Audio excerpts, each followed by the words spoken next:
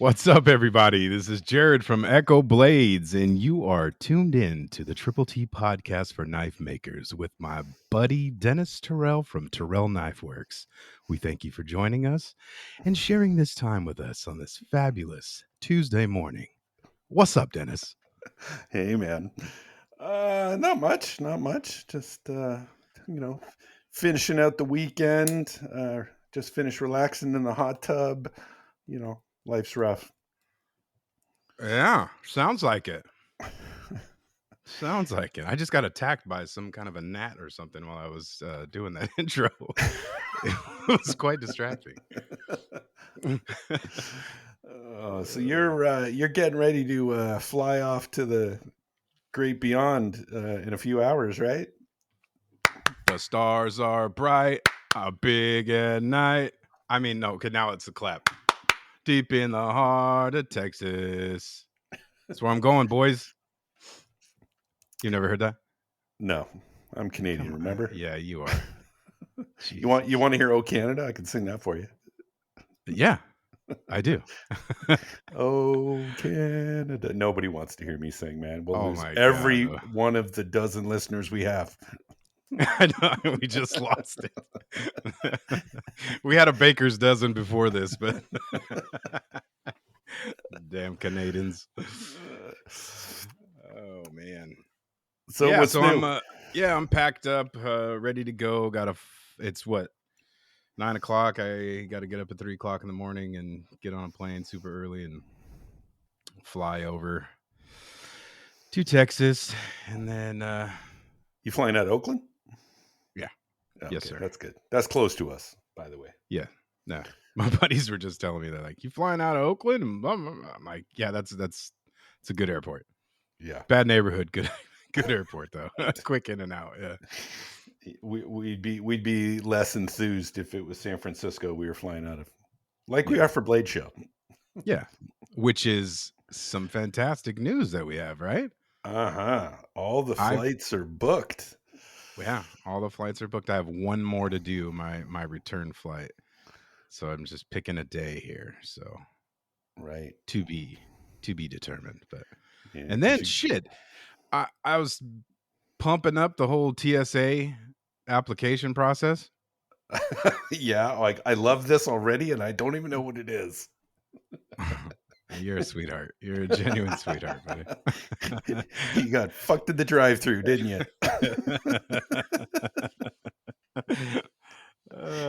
Tell me. They shorted me a McChicken or something. I don't know. But yeah, so when I did it, the application was super simple. Like I said, the site where you go and give all your fingerprints and shit was it's literally like right across the street from my work. That was super convenient. I went and did that. That took a total of like 5 minutes. And then as I left, the lady was like, "Yeah, you should get a notification in like 48 hours for your KTN, known traveler number, or some shit like that." And I was like, "Cool. I can't wait. I'm going to use this for this trip." All last week, nothing. So I went back in there, and they're like, "Oh man, you're like the third person that's come in here this week that this has happened to." So the caveat is you can get it within 48 hours, up to 60 days. What do you mean up to 60 days? It could take 60 days to process. The reason I'm laughing, everybody, is because this guy was bragging about having TSA pre and how he was going to fly past me at the check-in. Mind you still will for Atlanta, but still, yeah, that's still funny happen, to me.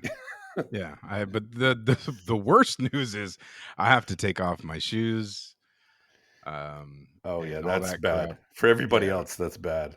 Yeah, that is bad. I don't even wear shoes. I just wear them to the airport. So no, but yeah, I was a little bummed about this. So I don't know. Well, maybe they're denying my background check. I'm really, really sorry to hear that. I know. I can tell. Yeah, you're going to be with the rest of us peons in the regular line. No.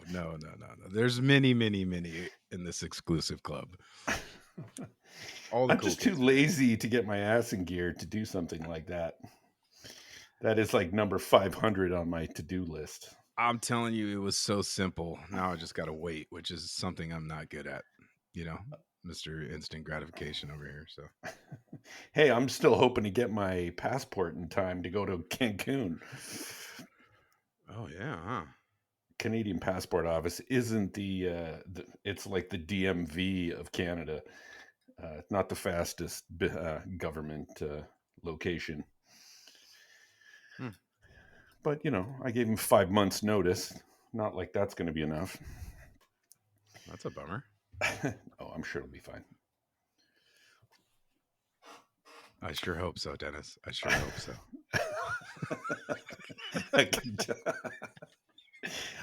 This happened to me once before, where it's actually the same thing, except this time my passport hasn't expired, but inevitably I put my passport in my back pocket and then it goes through the wash. And for Canadian passports, at least, if your passport gets wet, it's considered, even though it's completely legible.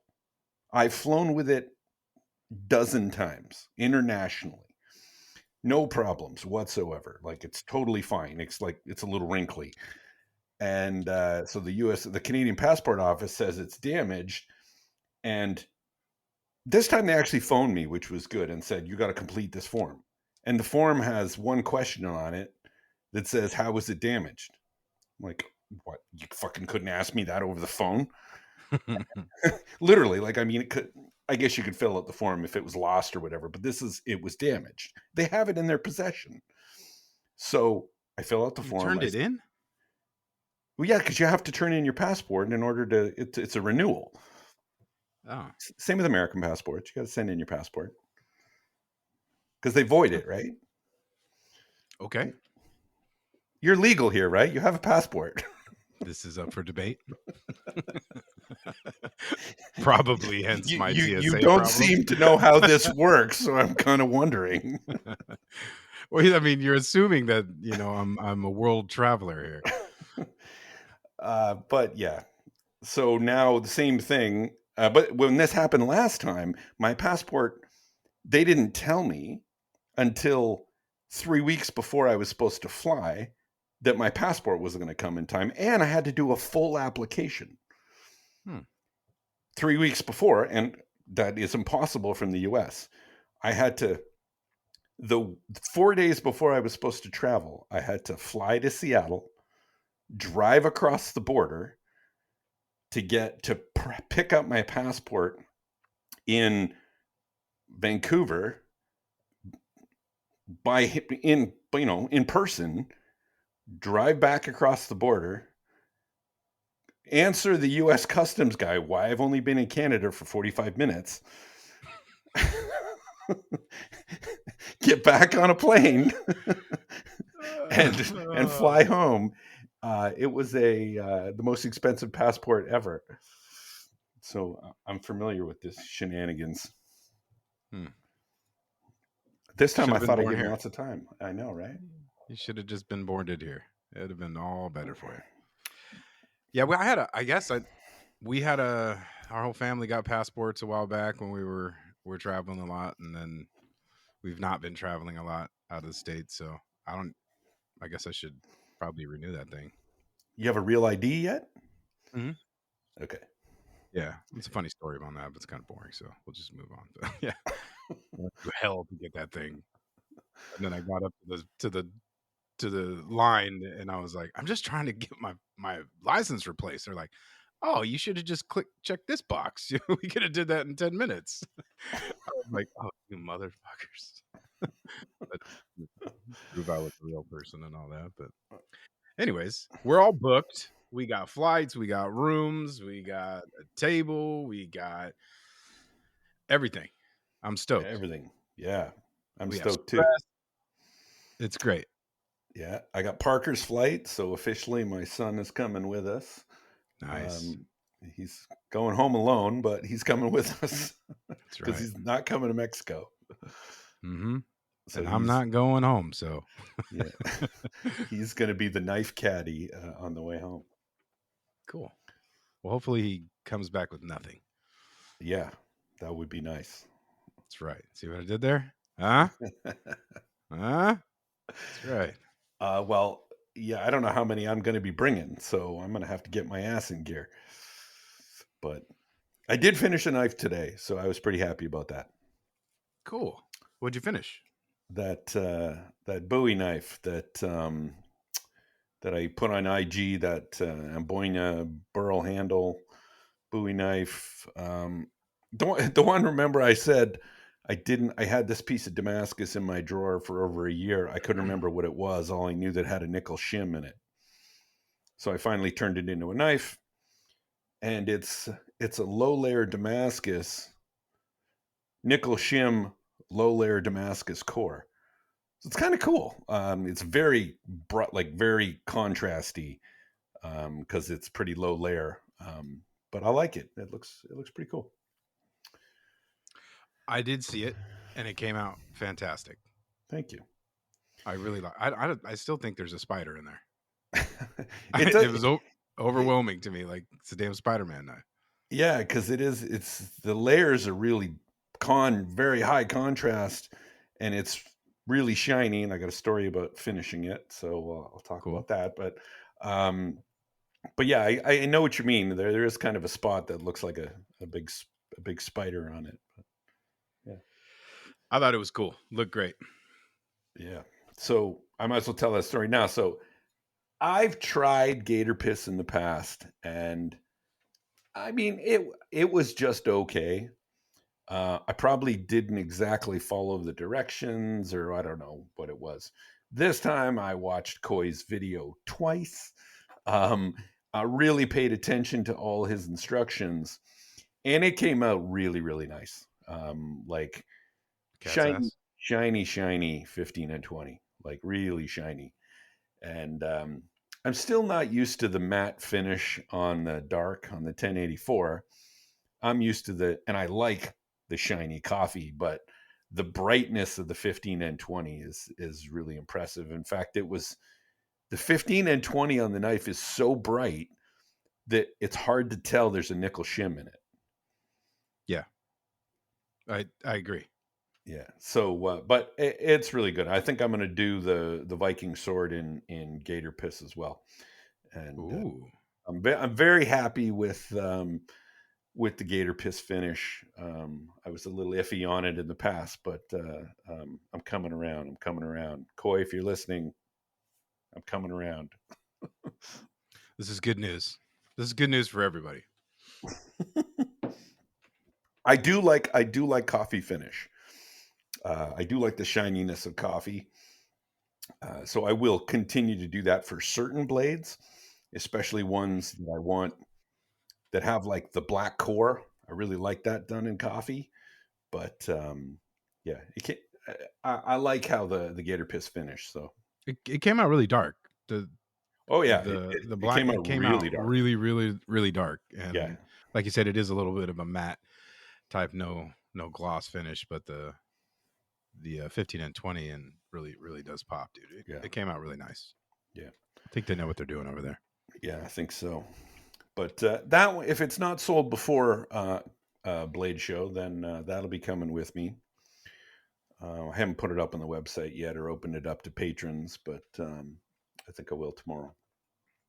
I'm totally fine if it sells before Blade. It's a good practice. Yeah, It's a yeah. good practice.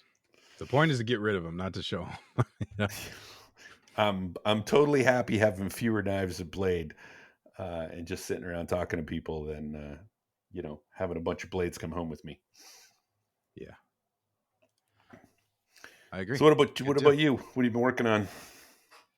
I got a grand total of sanding one side of something I was working on to 220. Still trying to work out the getting the plunge line out. I ground this one a little different than I normally do, and I strapped on the file guide, and then realized after that Like, my choice is to, for the chef knives to not have the plunge line showing. Mhm.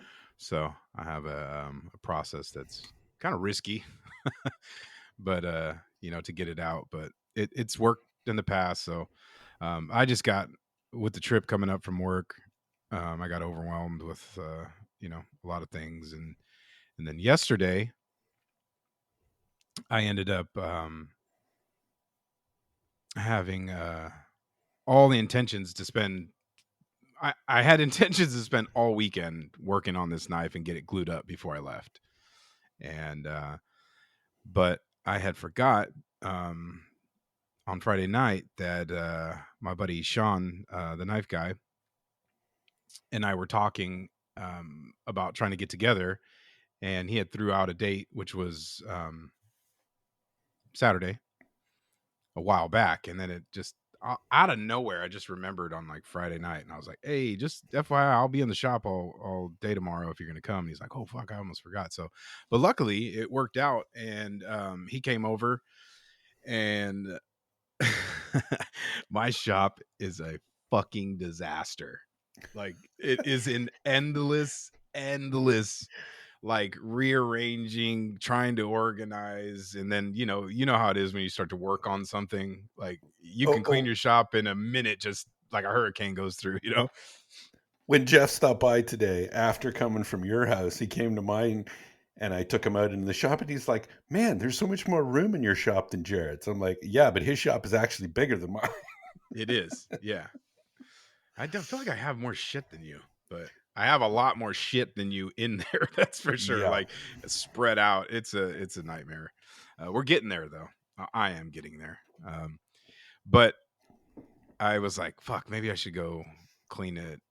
I was like, ah, fuck that. But so we came over, gave him a tour. We kind of walked through, everything. That's kind of what he said too. He was like, it looks a lot like there's more room on Instagram, and I was like, I said, there's a lot of room in here, and everything's on. Most things are on wheels, and you can get it around. I said, it's just a fucking disaster right now. So just try to move past it. But man, I really, really, really, really enjoyed the hanging out.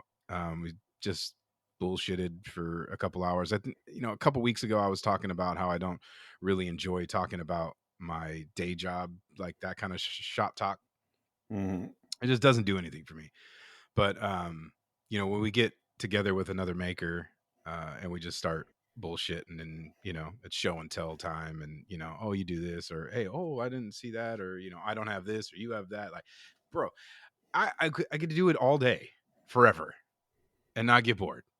Like Yep. it is so much fun, and like hearing somebody else's take on how they're doing something, their tips, their um, suggestions on maybe trying something a different way, or and then you find yourself doing that. So I really don't have anything that was kind of finished, just a bunch of old stuff and some works in progress. But he brought over quite a few things, and just really nice work. Nice Damascus, and he's hand forging a lot of his stuff. So currently, right now, with this path that I'm on right now, it was a really good talk about grinds, and and convexing edges, and like it was a lot of fun, and I really enjoyed it. And like I think we shouted him out a couple weeks ago. The guy does really, really, really good work. Cool dude. Um, so I'm thankful though, because he's pretty like, I think he's like 20-30 minutes away, the opposite way of you. And Yeah, we're gonna try Oakland, to get. right? Oakland. He moved to Bay Point or Pittsburgh area, Ah. so just on the other side of Concord, in between, somewhere between my house and Concord. But so he's closer to me now, and so we're gonna try to get together on a weeknight, which works for me good because I can schedule that a lot easier with some notice, and hopefully we'll get to start hammering some stuff out and hang out. So it was really, really, really good time. So um, that was that, and then shit, man, it was the hang out with the maker week for me, actually, because on Thursday I got to go hang out with my buddy Nick Rollins from Rollins Knives, and he's in Oakland. Weird now, I guess. Yeah. Anyways, he's in Oakland, and you know, I try to stay in contact, but like we're working on a knife together, and I had asked him if um we could just like kind of go through the process with him, this his way, and kind of just keep my style out of it, I guess, because I don't know what the fuck I'm doing when it comes to hammering knives, forging, and like I've already said it before. If you guys aren't following the guy, go check him out. His work is absolutely incredible, super inspiring to me. But um, so I brought I had that knife. We were going to start grinding, but it turns out that and it was really really kind of, so I have this like model, like where I'll take, if I'm trying to learn something, I'll ask three people that I respect, admire, mentor, you know what I mean, that are better, and I'll ask them the Hmm. same question. And if I ever get two of them to agree without ever talking about the other ones, right? I kind of take that as gospel. Like That's a I'll good idea. agree. That's good Yeah, advice. that's kind of like what I'll do. So they don't know each other, they don't know I'm asking it, but I try to get some information that aligns with without leading them into the answer, because that's real easy to do. Like, but so they both said, um, every time we forge, no matter how much I think I got the edge thin enough, it's never thin enough. And they're like, you're put in this position where you got to go back into the forge and redo it. And that's where we're at with the knife that I was working on. So it's either do an S grind on it or go back in the forge. So I haven't decided what I'm doing because I've not done an S grind, and I don't think they're necessarily simple to do. Right. So I got I don't think they're as hard as you think. maybe, but it's something I haven't done. So it's a decision to make. But I was holding up his knife with next to mine, and one that he had finished, and it's not horribly thinner, but it's much much thinner. That'll allow us to get the brute to forge finish that I'm trying to go for on this guy. Um, Yeah, but that's yeah, the key. That's the key there for everyone. You're trying to have a brute to forge finish without grinding both sides of the entire knife. That's why it's a problem. yeah, and I'm really trying to understand the convex grind on a chef knife to for function, and knowing that there's the intention behind that, creates food release and provides a better cutting tool for the kitchen. And you know not that, well, what I'm doing is bad, but there's always ways to get better, right? And so I just went to school, basically, is what I did. I watched him. He forged two knives, two little petty knives in front of me. I recorded him. I just got kind of like try to be of service, I guess. He's doing his thing. Got him some footage so he can kind of do it, because we're all in this fucking shithole deal with Instagram right now, which I have a pretty good update on, some hot take new information I'll get into right now. But um, yeah, so we just talked about shaping it, profiling it, the edge, making a plan for it all. And it was a really, as far as that goes, I had a really good week. Hanging out with two. I saw you on Friday. Like it was a mix of being overwhelmed and completely stressed out from work, knowing I got to travel and do all this stuff, and shit's just the normal game there. But I made some time to at least connect and hang out with some people. So that was a lot of fun. That's awesome. Just getting that little bit of education, and talking with other Smiths and see how they. I don't get to do that enough. You hang out with more different Smiths than I do, so that's good. It's in from when I started and to this day, right now, I 100% stand behind putting myself out there and being the initiator in those kind of situations. Right, I understand the importance of it for myself. Right, and a lot of times it works out for more people, but for me it is absolutely necessary for me to continue to reach out and talk and put myself in those positions that are necessarily not the most comfortable, right? And at first, right, but they turn into friendships, and they turn into, like mentorships, and just information exchange, and we're all learning, and education is the key here, right? So 100%, Dennis, I think you should call somebody and cold call Yes. somebody and go hang out with them. Actually, I was just on the phone with Rick Hall the other day, and I think we're going to get together pretty soon and do something. I don't know about before Blade, but yeah, we'll get Hey, that's a together good and, dude. and make That's something. another good dude. Yeah, I love that guy. yeah. And I got a course that I'll be taking with Mike Vagnino probably after Blade at this point. Yeah, I want to take So that too.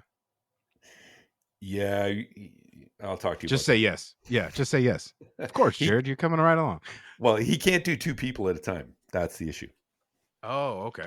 Yeah, his shop is way too tiny for that. So he said, no, that's a no go. He can only do one person at a time. So Gotcha. you might have to book it yourself. Boo. I know.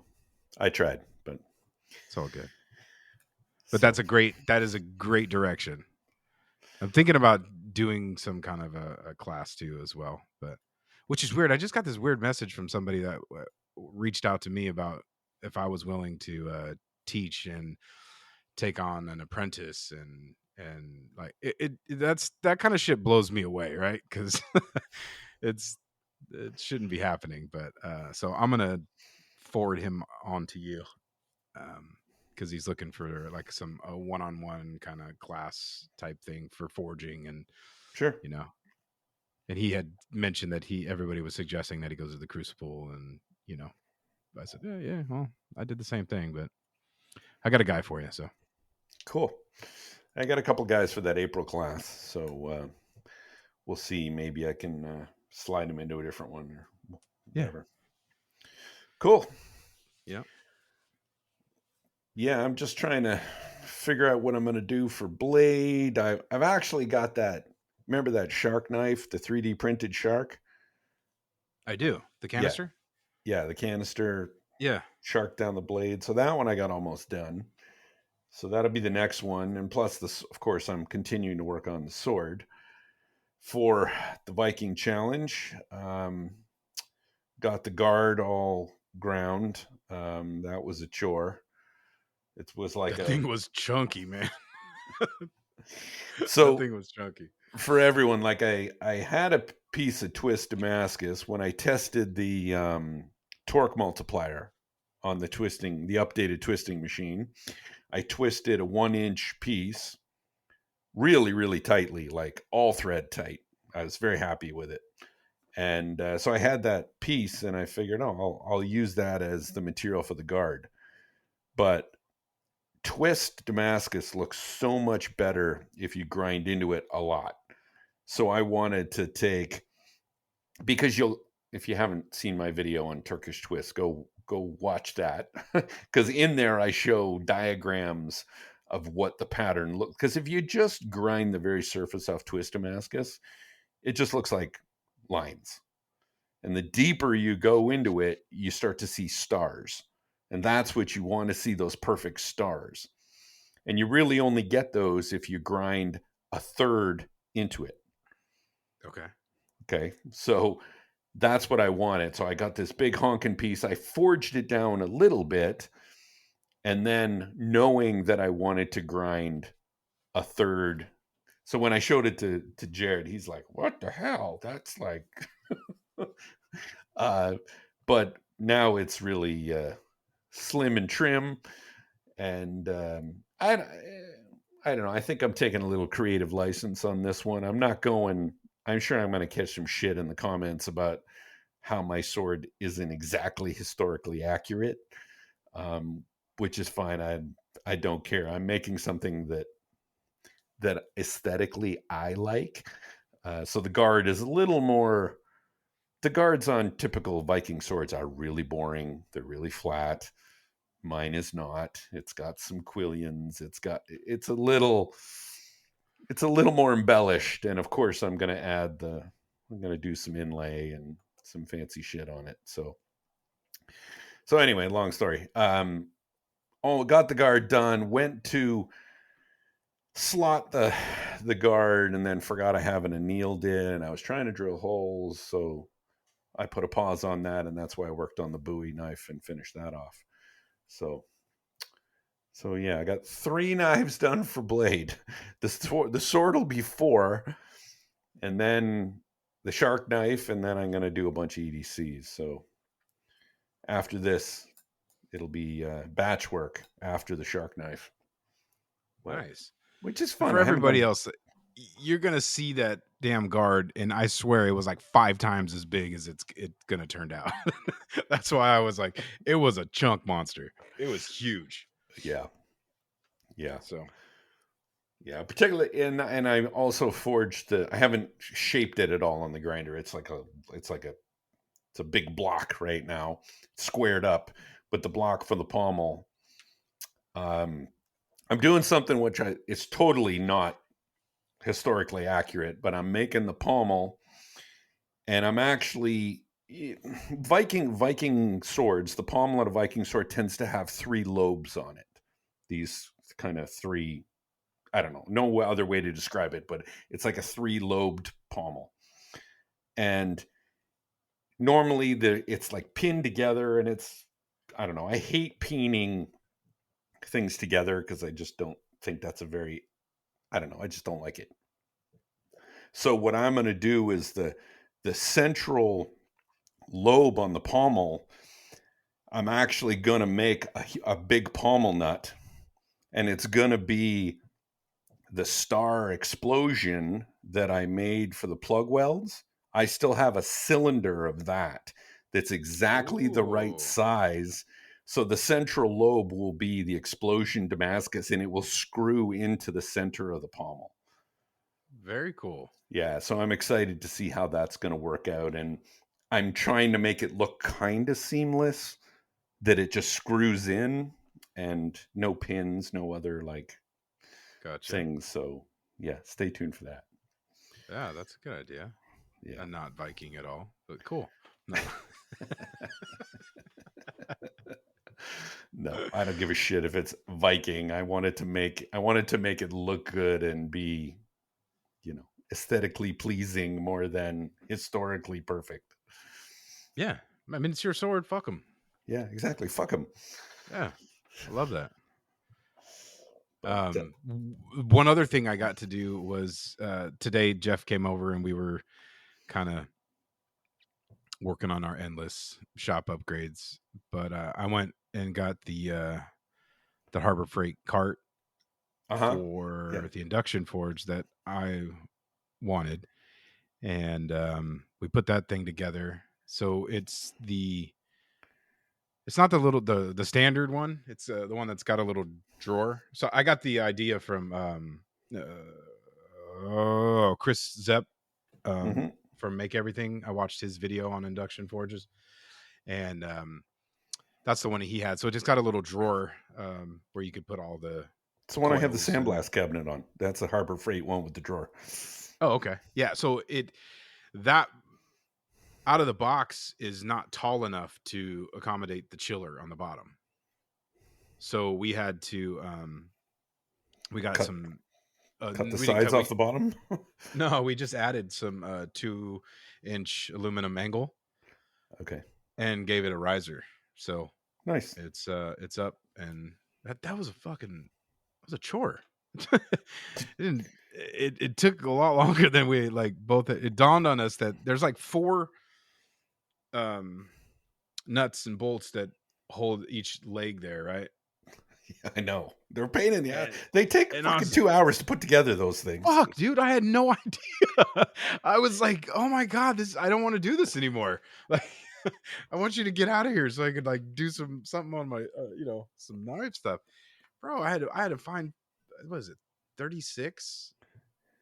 Yeah, it was the 30 something fucking both nuts and bolts, quarter. We Oh, I got it know. done, but I was counting, finding, sorting bolts. He was fucking drilling holes, It was a son of a bitch, but Yeah. it's done. The forge, the induction is out of the box. The chiller's out of the box. It's in its home. Did you plumb And the water lines? no, I didn't do anything. Wait. I still got to do all the electrical stuff. So Yeah. it's and besides, I gotta get all the extra shit that I need from you. So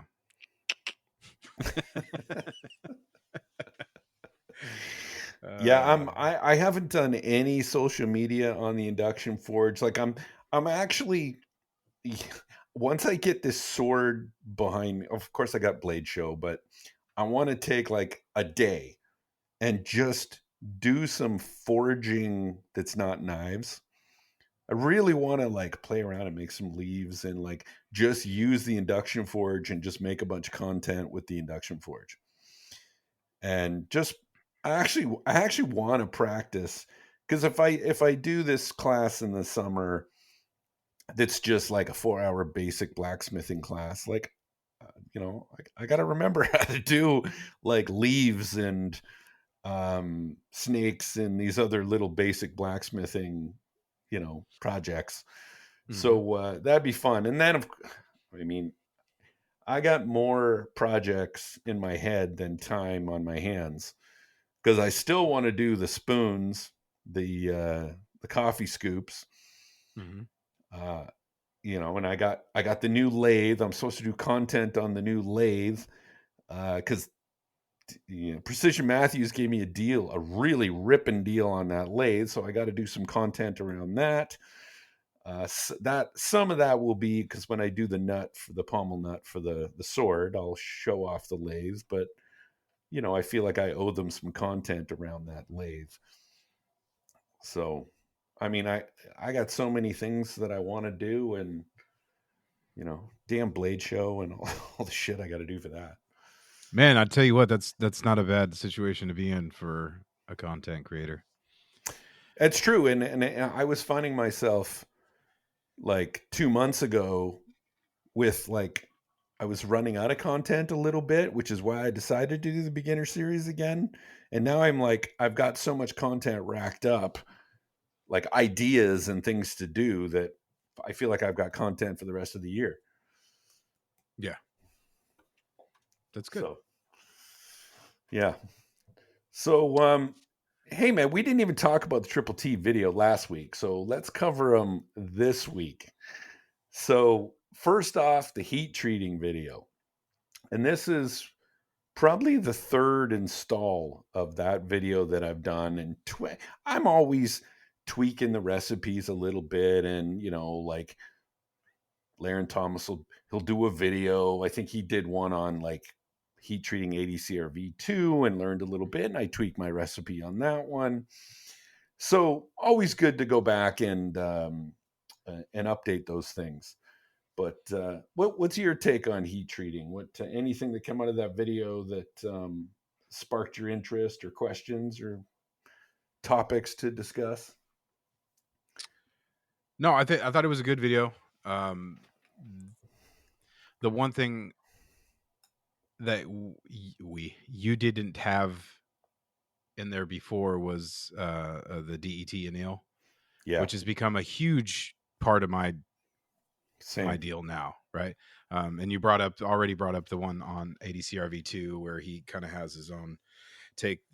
I don't know if there was a video on that or not, but I remember digging around on the internet when I was doing the last version of the It, Stormtroopers. it was an article. I don't know if he did a Yeah, video, but it's an yeah, article. it was an article because I remember kind of I had never used it before, and I made a couple of those the Intrepids for the Stormtrooper, and I liked how they came out, um, minus all the decarb, but uh, so I bought some more of that, so I'm going to be using that for some of the things, but the DET and Neil, and I've been asking a lot of people actually, like, so why are you annealing? Like, right? We understand grain refinement, normalization. What is the benefit of annealing prior to the quench? And I'm asking you that. So I I have my I take, I but I'll be honest. Most people, I think, when most people anneal, they will anneal, and I was guilty of this. I would only anneal if I was going to do a lot of grinding and I wanted to make the grinding easier pre-heat treat. And it wasn't until I was really going through Laren's book and listening to him, well, reading, whatever, and I think he goes through it in a couple of his videos, on actually being able to get half point, an extra point of hardness correct. by annealing right before the quench, right Yep. before you austinize the blade. And that's why I do it now. And make sure I do that anneal just to optimize the steel. Yeah. And there's a couple, I want to cover a couple little misnomers. And this is, again, a lot of this I'm just regurgitating what Laren said, but people still do a couple of these things. And I just want to clear it up, especially for the new people listening.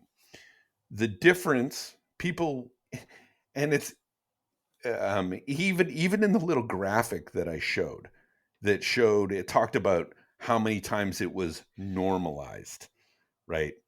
And the fact that normalization and the grain refinement are done at different temperatures. And a lot of people get this, I don't know where it came from. I think someone said their recipe way back, and everyone just like jumped on that bandwagon of descending temperatures. Mhm. This 1600, 1500, 1400. And if you think about it, that's actually pretty close to 1600 is kind of where you would normalize. Mhm. Okay. I do it at 15.7. Let's talk about 10 series steels. Sure. So normalization, I would do at 1575. So you're right around there at 1600. Grain refine, I do at 1450. So it's under the austenizing temperature, the quench temperature. Yep. And then they do, which, I mean, they probably cool to black. So they're not treating it like an anneal, but they're doing it at that anneal temperature of like 1400, which, I do at 1380 per Laren's book. But I don't think they're letting that slow cool. And Laren and others, Graham from UK, I forget, UK Blade something, whatever, he'll tell you the same thing. Doing grain refine at multiple temperatures, it's only the last one that counts. Yep. Right. So That's that's what why, I've heard. That's what we've read. Yes. right. That's don't do the descending temperatures. It's the last one that counts. And that's why we do it twice, just to really further refine that grain. And then Mhm. the anneal, which is below that temperature, is really to just reset the steel at its softest state to get ready for that quench temperature. Yep. So And that's that's the, what. Yeah, that was my take on it. Is that for stock removal, uh, anneal's not necessary for yeah, I'm because you shaking haven't my been head working like, it, uh, right? I mean, I'm air quoting. yeah, I mean, I'm air quoting. So, but at the same time, to increase hardenability, um, that's a process that I've added into my heat treat, and for the sake of time, I run for the steels that I use, the DET anneal, and I'm comfortable with that. So I'm glad that you went through that because it's an alternate method. It's a faster method of getting to that point. It unfortunately it does require a kiln of some kind to yeah, slowly ramp that down from 1200 or whatever it is at a rate of 600 to so it takes about an hour ish or so, but you can get that done rather than yeah. the old leave in the forge overnight or vermiculite or however you're doing it. So Yeah, and I um, mean, and it's different if you're doing this in a forge. Okay, the process is going to be a little different. As soon as I'm done a forging session, if I'm in a forge, sometimes I'll even normalize in a forge. I'll After I'm totally done forging, I'll go back in the forge, heat it up to reddish orange, whatever, like something that I know 1600 degrees. I also have a PID, so I know the temperature of the steel, right? Right. And I'll heat it up to 1600 degrees and then I'll air cool it. So then it's normalized, so I've taken the stress out of it anyway. I might still do it in the oven, or sometimes I don't, but most times I will, just to be really precise. But if you don't have an oven, do your normalization right at the end of your of your forging session, Yep. and then That's what. do your grain refines right before you quench. Most times, I think if you're using a forge, you're probably not going to go through that anneal cycle unless you have to anneal it for some other reason, like if you really need to anneal it to drill holes or something like that. But Right. you're already, a bit finger in the wind if you're using a forge anyway. Um, but I know I am. That's for sure. so I want to talk about something that I think you had a lot of problems with early on, Yep. and I think a lot of people have a lot of problems. And I, I like to say it's a 4-letter word, but I guess it's a 6-letter word: decarb. And I consider it a 4-letter word. and I wanted to show that in the last video, the final grind video, Yep. because you can see decarb, right? Like when you grind and you see that kind of marbly look, like if you don't see perfectly flat, clean steel when you're grinding and you see kind of a marbly texture, that's your decarb, right? Hmm. And certain steels, like you mentioned, 80 CRV, terrible, like terrible decarb. Like you really got to leave a lot of meat on the blade to get rid of that decarb. It can be 10,000s, like Or more. um, or more thick. Yeah. And especially like I got to the point where I was doing 80 CRV normalization and grain refine in stainless steel foil. Well, that's yeah. That's something I'm gonna try to do. I don't know how functional it's gonna be, but I can't. I haven't been able to talk myself out of it not working. But I have a bunch of packets that I made for some stainless that I had heat treated, so I saved those, and my intention is to just reuse those Oh yeah, for the 10 series or 80 CRV2 just to reduce all that, you know? I mean, it's not like absolutely. I we I shouldn't don't I don't know I that don't I see would how it's use not gonna work. it'll totally work. I'm not sure I would use them on stainless knives just in case, because Right, that's what I'm saying. I've heard it's a no. Like, don't do it for stain. But I mean, if air does get into the 80 CRV, like, so Who what? cares? You're Who gonna decarb, cares? right? Yeah. But yeah, I would totally do. Yeah, I've done that before and used them. Yeah. So that's something I'm gonna try because I don't I've got so many mixed opinions on the anti-scale that it's that I'm like, oh well, maybe I'll just try to use this. I mean, I have it. The shit's fucking expensive. It'd be nice to get some more use out of it. So that's kind of what I'm gonna do. But like you were saying, man, I had the worst time with what it ended up being was decarb. I Yeah, mean, you and I kind of went through this for a long time, like reheat treating and doing it my way at your shop, and then kind of coming up with the same thing, and then following your exact recipe. And but it all it was just fucking decarb. We were yeah. just We were not getting getting. crazy readings across a blade. Like one part would be hard, one part would be soft, and we're like, this Yeah, is nuts. And it it was came down nuts. to there was just decarb on the blade. It was just decarb, and that 80 CRV2 was insane. Like Yeah, we have the Dennis has the an HRC tester, but we also both of us have the little files, the hardness files that are for the quick and dirty, and we were putting in some deep grooves in those yeah. knives, I remember putting deep. like the big channel, like Yeah, and I was like, "Good God, this is so just that kind of shit is so discouraging for me, right?" Because you can do all you want, and it just if it's not if it's not hardened, it's not a knife. yeah, But sure shit, we go through the whole process, and I grind through, and we reharden it, and the shit was in. in the 60. Yeah. It's like, this is great. I love this. It was, it was good for our mental, because I Yeah. was going a little stir crazy there for a bit when it was like, what's going on? Like, why are you not able to harden these things? What is going on? And it Yeah. was just decarb. It was just decar. And it Yeah. just the fact of not, and that's kind of why I stopped um doing the it's eluding me. Post grind. Oh, Yeah. So I stopped grinding. I used to grind post heat treat, but I would want to check the hardness and I would be getting, these crazy numbers and stuff. So I stopped doing that and started doing some pre beveling before.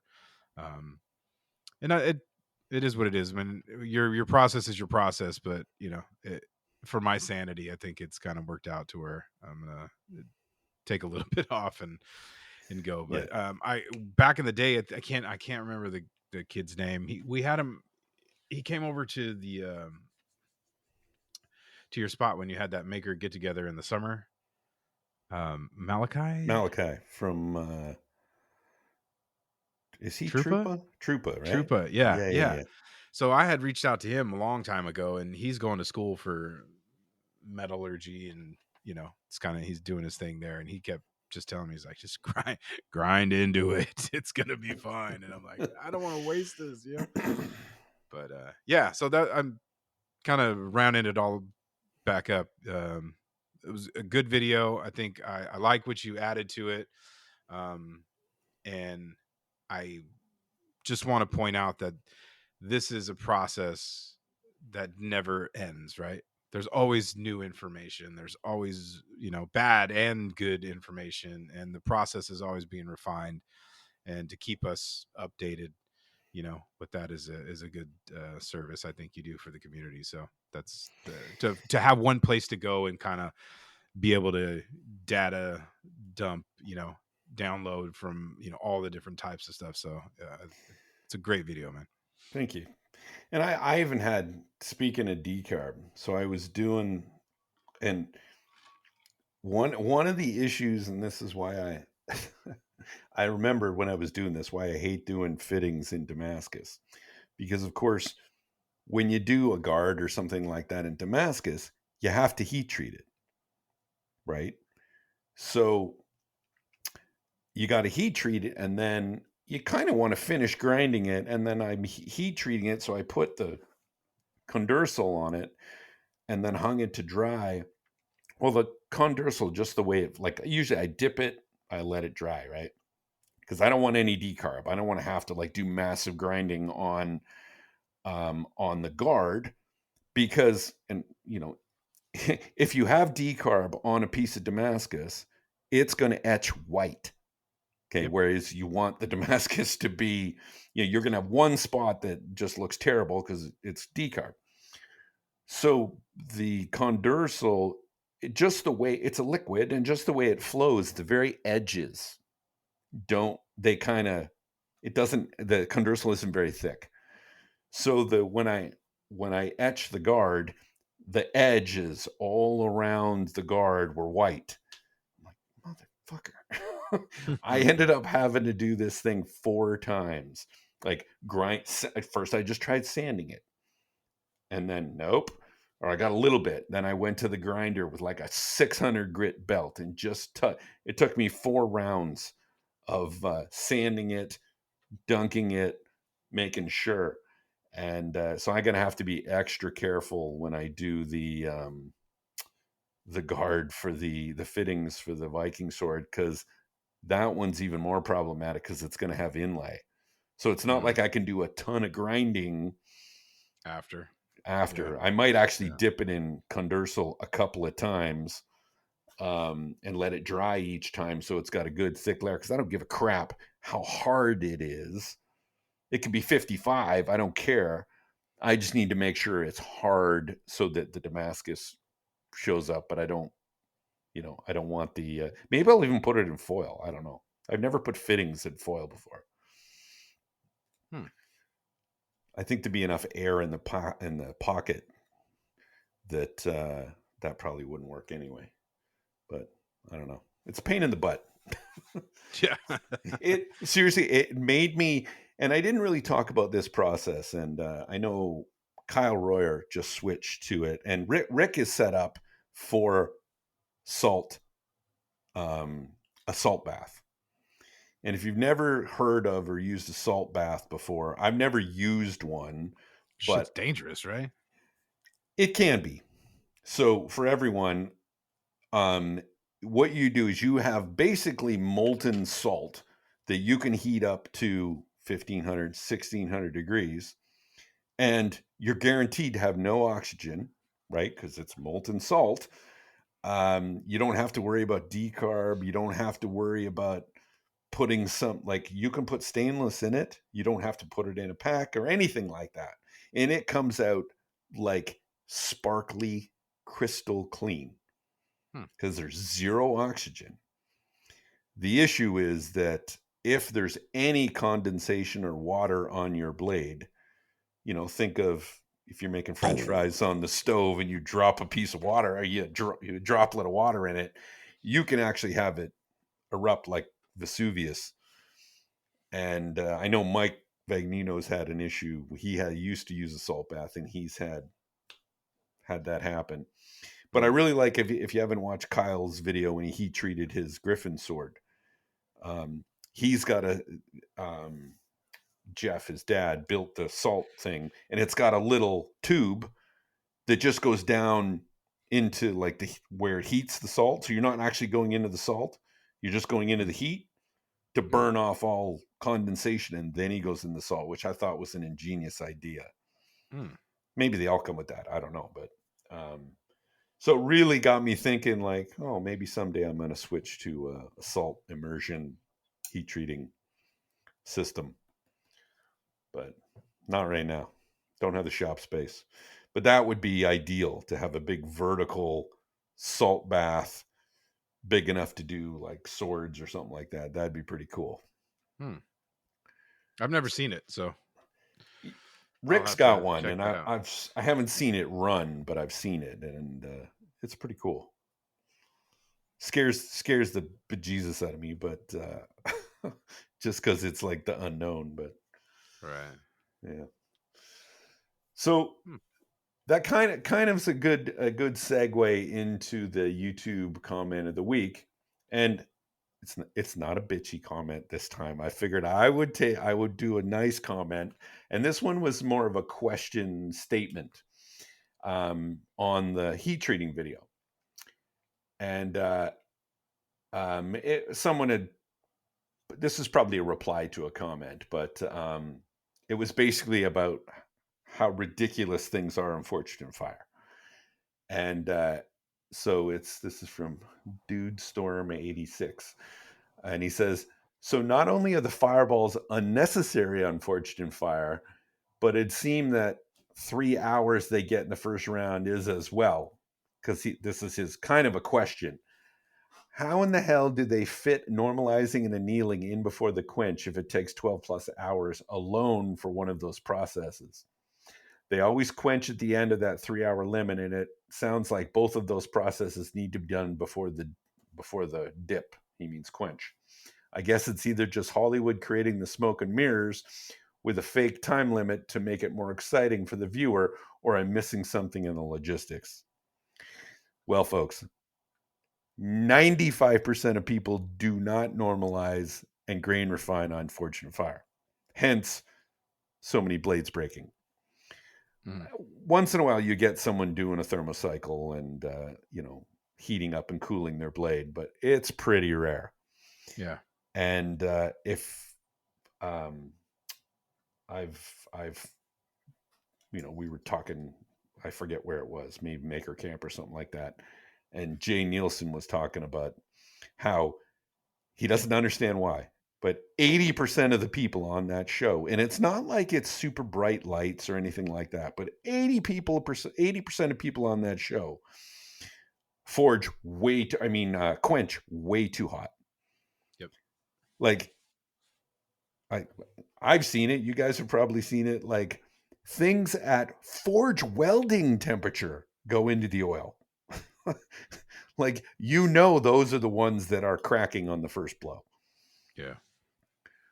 And they'll tell you too. I mean, their reaction. Oh, it's too hot. You get the 6-foot fireball as soon as the Yeah. blade touches the oil.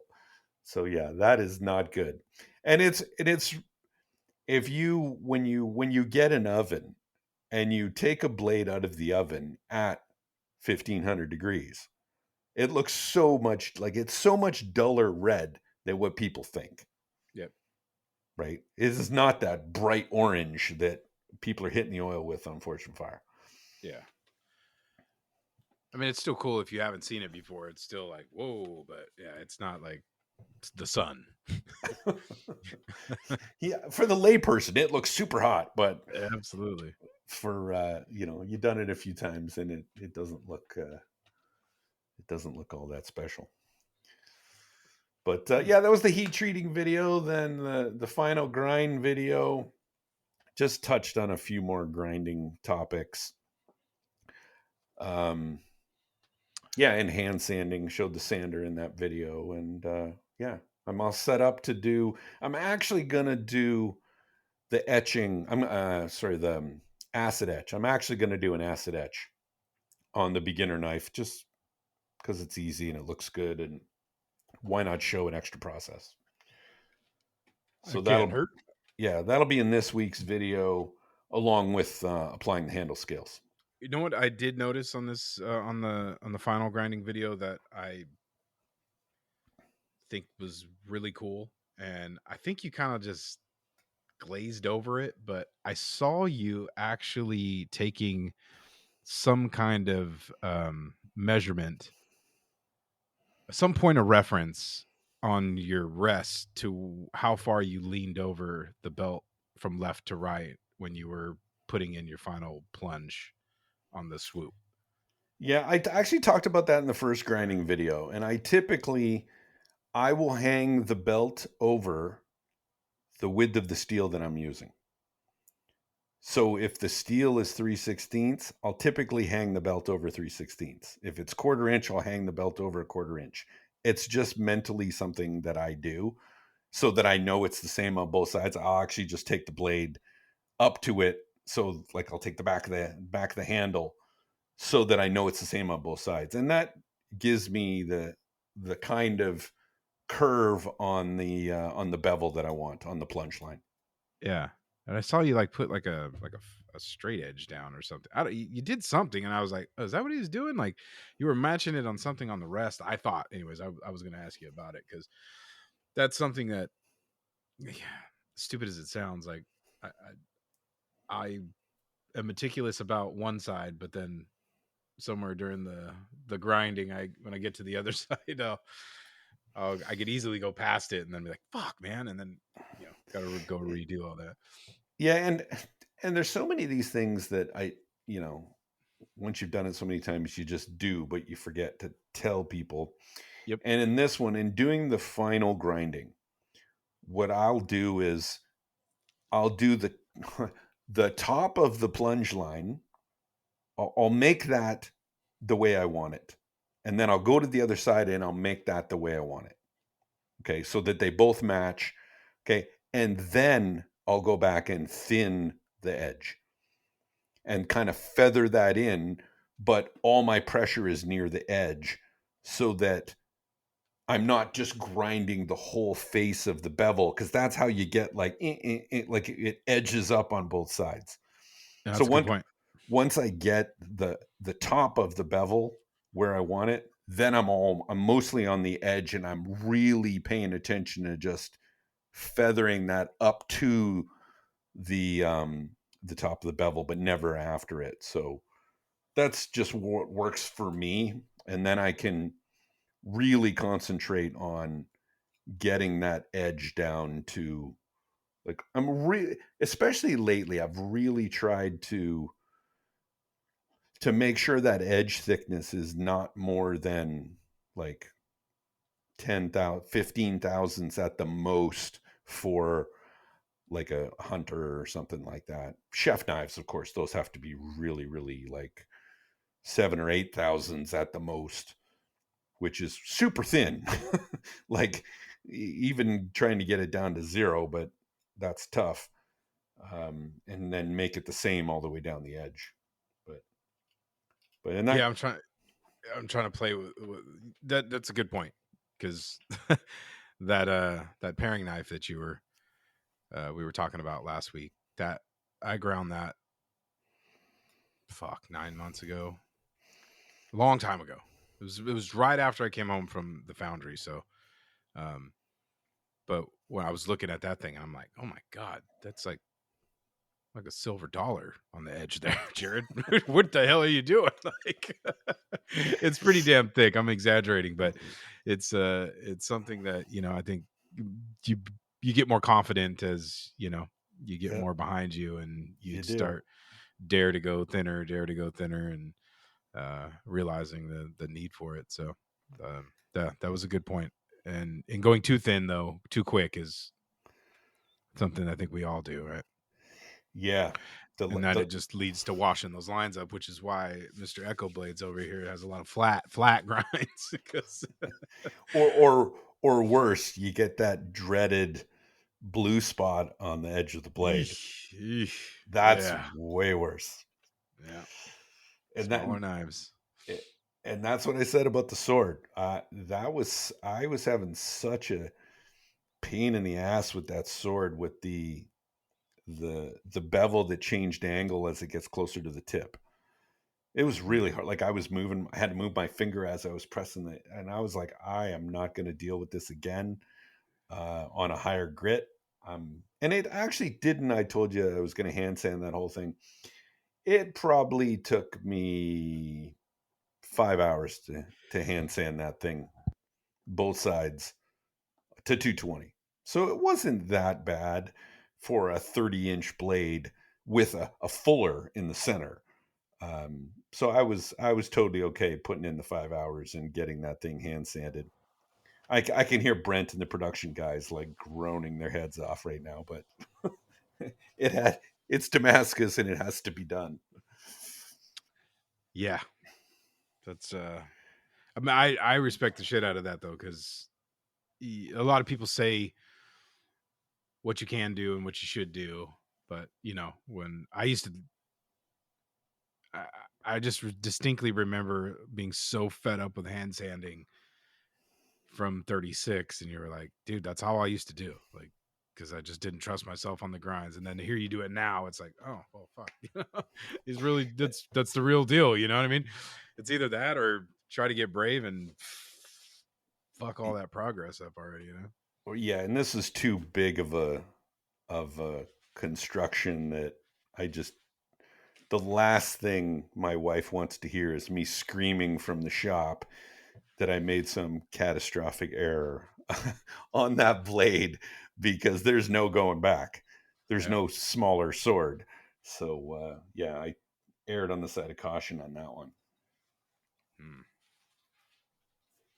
Well, shit. So I also got to do.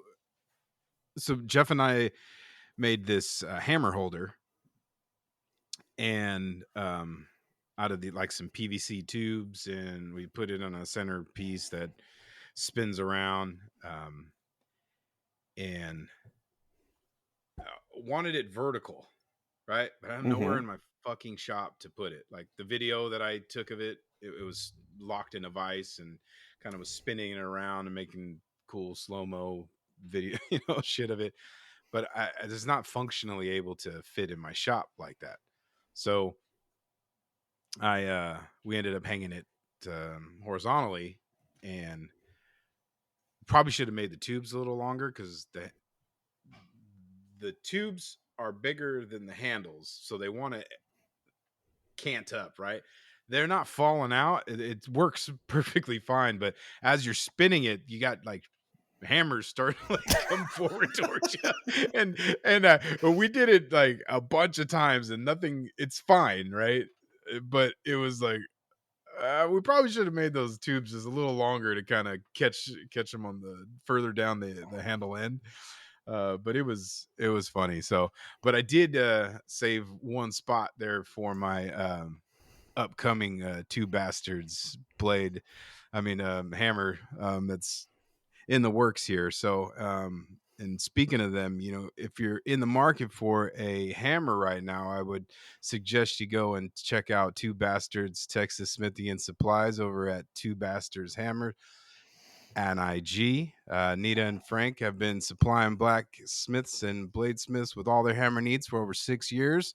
If you're looking for your next professional hammer, check out the genuine Two Bastards fat peen, cross peen, diagonal peen, hand forged dog heads, and a bunch of varieties. They restore hammers and tools all here in the US, and it's all high quality. Oh, they also have high quality vintage tools imported from UK and Germany and even Austria. So make sure you go check them out. All right. I- I've never seen a guy that likes to talk about hammers more than Frank. So you want to talk hammers? You give Frank a call. He will talk your ear off about hammers. I am so pumped to meet that guy at Blade here. I've had a couple conversations with him, man, and I'm excited to finally get to meet him, man. Yeah, me too. So So we'll go right into for everything else knife making related. Go to Maritime Knife Supply, steel, abrasives, handle material, G10, wood, you name it, they got it. I get epoxy, I pins. There isn't. I can't think of something that Lawrence doesn't have. And if he doesn't have it, give him a call, send him an email. He'll try to get it. So he's a maker himself. Jerid and I have been done forging sessions with Lawrence at Maker Camp. Great dude, good looking guy. wait a minute. Wait the fuck a minute. I had to say That's that a because little self-serving right there.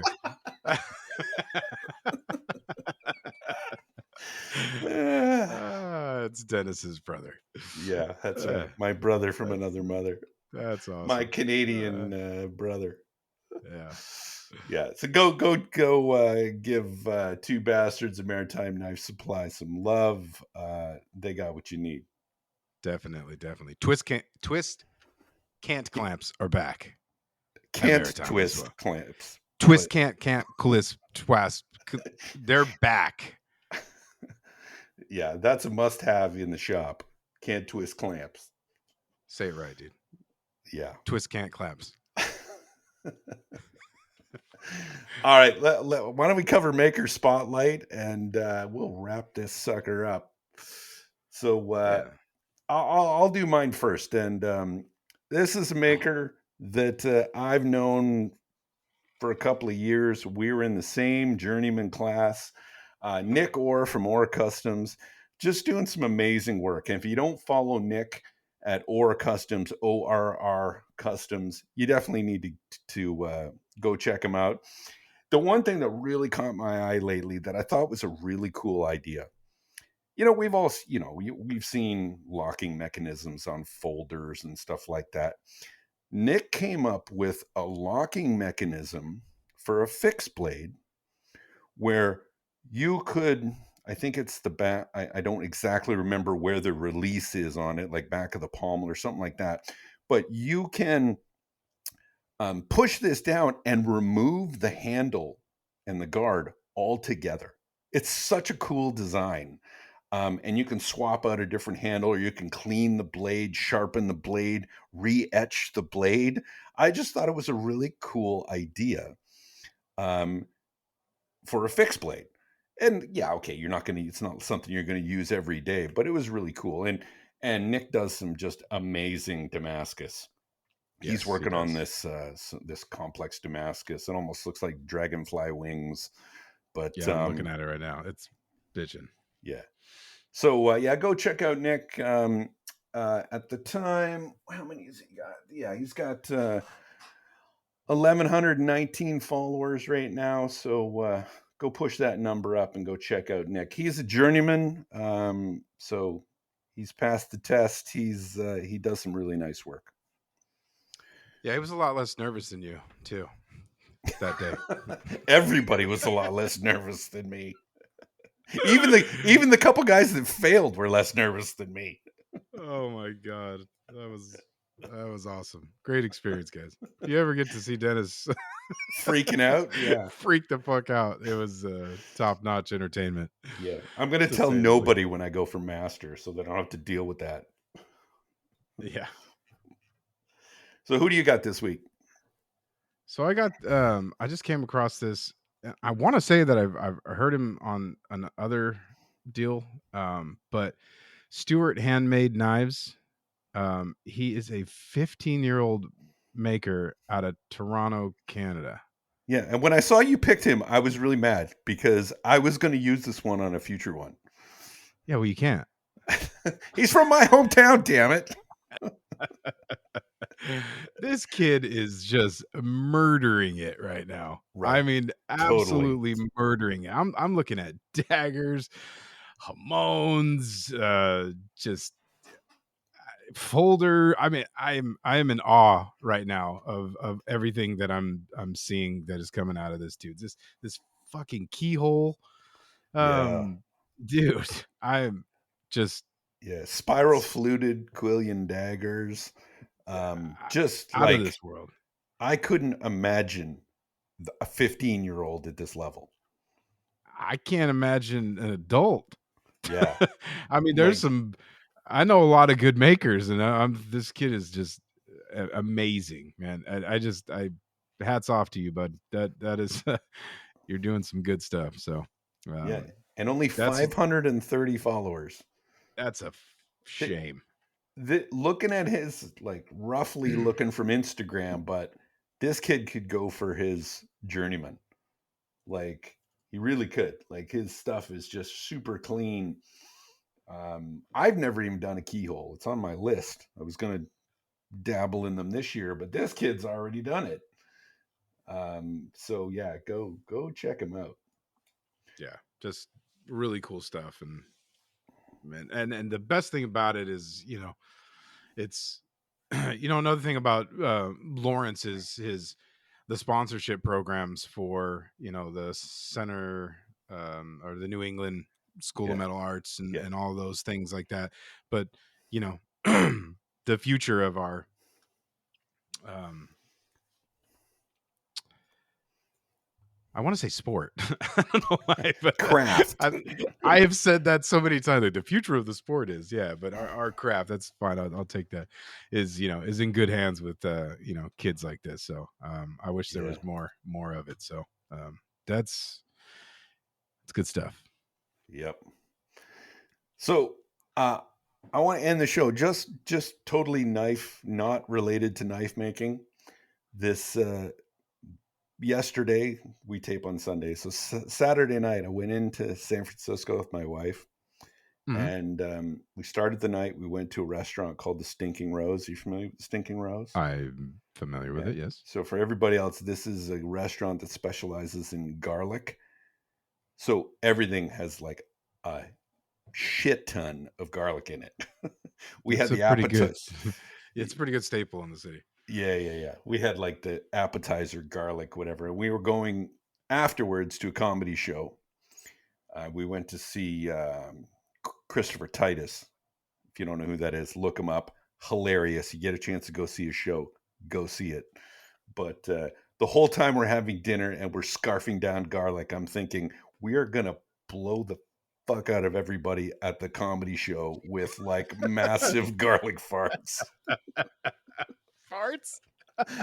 Yeah, it's because we knew it was about 2 hours later, and there's four of us. We went with my wife's friends, and that's all I can think of is like we're gonna be blowing people up at the show. Oh man, I thought you were just gonna kill him with your laughter. I didn't know you were gonna fucking bark at him Oh, out of the back end. Jeez, yeah. Well, that's goodness. I didn't, but That's funny. but yeah, that was pretty fun. Cool. Yeah, so go check out Christopher Titus. It was a really I've seen a lot of comedians, and I don't remember laughing quite that hard as I did last night. It was Would you it go was to a good the show. where'd you see him at? Cobb At the Cobb? Yeah. Cobb Okay. Comedy Center there, Yeah. which is way bigger than I thought.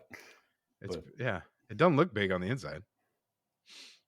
It was pretty big. It was way more tables than like Tommy T's in Pleasanton or something like that. Oh, yeah, So, yeah. But on the outside, it's on the corner, right? oh yeah, yeah. From the Yeah. outside, yeah, it doesn't look big at Yeah. all. Yeah, No. but Yeah, I saw yeah. Artie Lang there. A Oh couple other really? people. Yeah. Oh, I read his book, Too Fat to Fish. That was pretty funny. Yeah. He's good. I hope you're doing good, Artie. I know you're listening.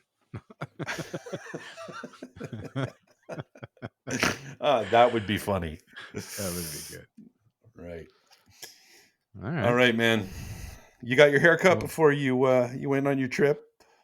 I did. I got it on Friday after we did all our stuff. So Just for everyone else, I have this running joke with Jerid. Jerid gets fucking haircut, I swear, every 7 days. Every time I talk to him, he's getting a haircut. He 2 gets weeks. more haircuts than any man on the planet. Mm-mm. I'm pretty Just, sure. I'm positive. 2 weeks is a standard. Mm, I'm curious, For guys. Yeah, if you're out there, I mean, I'm happily married for many, many, many years, but I got to keep it good for I'm just who saying, gets a take care of haircut every yourself. 2 weeks? Everyone I know, You don't know everyone everybody. I know, everyone I that's been my whole life. That has been the routine. Okay, I want everyone to message in Triple T Podcast on IG and No, send it to the triple T tkfp@gmail.com. shut your mouth. No, We'll no. surely put this to an end. I want to hear how many people. What's the over under? How many people are over and how many people are under on 2 weeks? I'm I'm thinking it's going to 44. be. If you're older, 44 years old, your opinion is out. Oh, Everyone that's my age and younger, hit me up. 2 weeks. no way. 2 You gotta weeks. keep it fresh, man. Gotta keep it fresh. Uh-uh.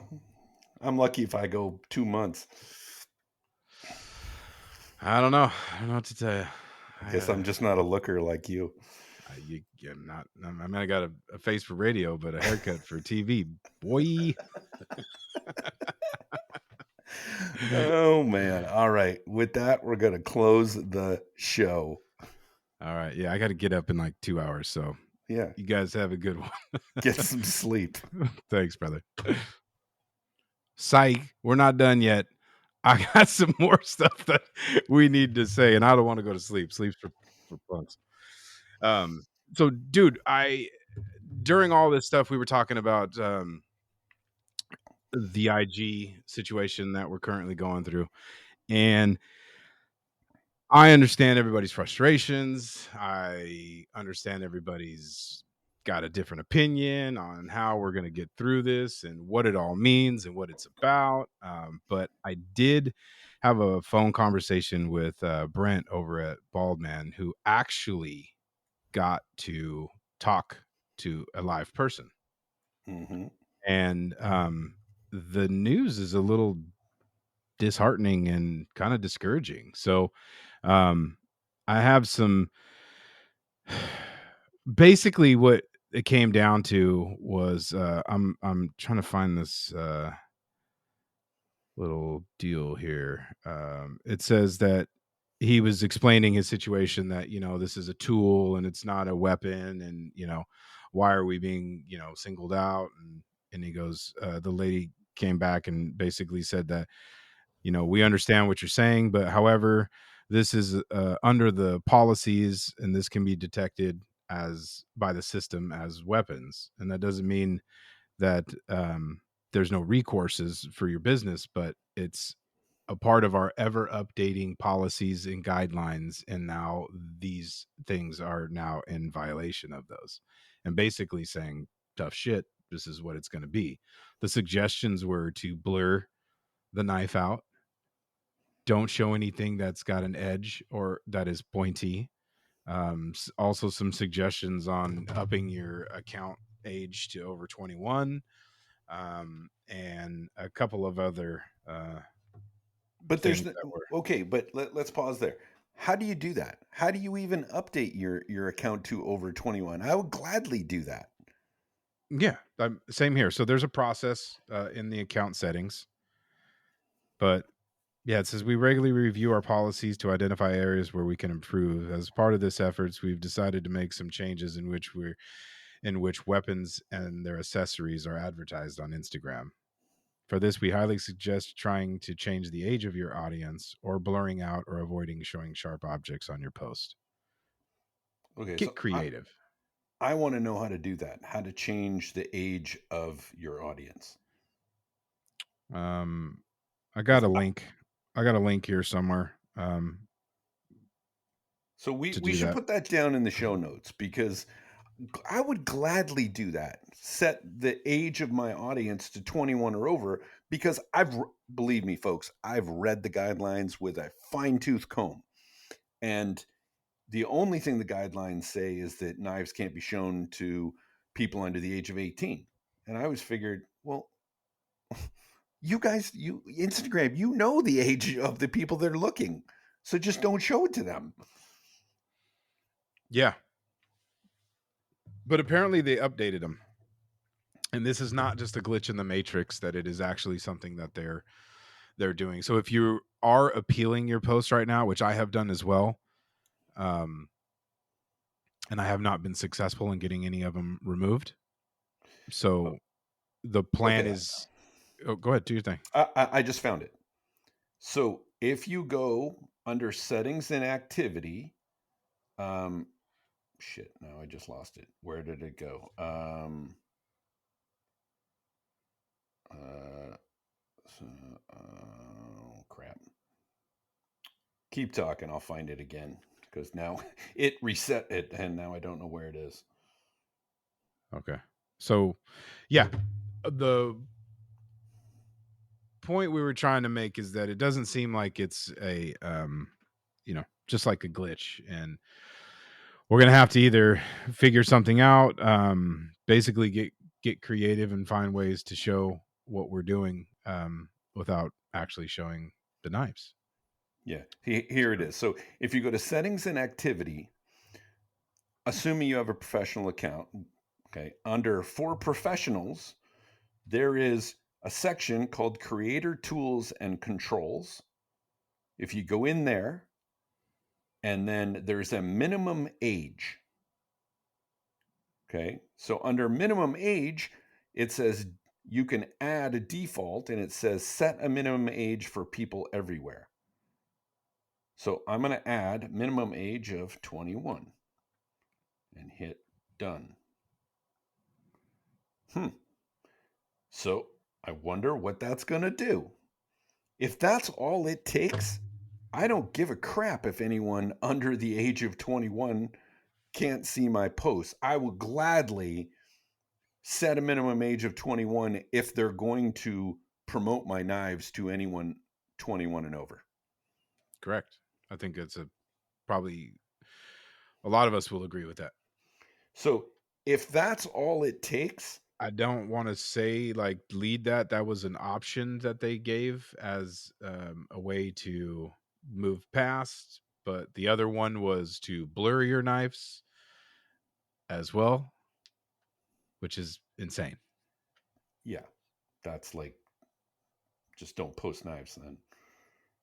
So, but yeah, like I said, I talked with him today, and um, he was, because the other part is a lot of people have been removing the verified tag, that service that's been kind of like a mass exodus out of there, which I fully support. I never did it, so something I didn't have to do, but giving money to this platform, and still not being able to reach somebody to discuss. I mean, he's like one of the few. I haven't heard of anybody that's actually got to somebody. So either he was super proficient or lucky as fuck and got somebody.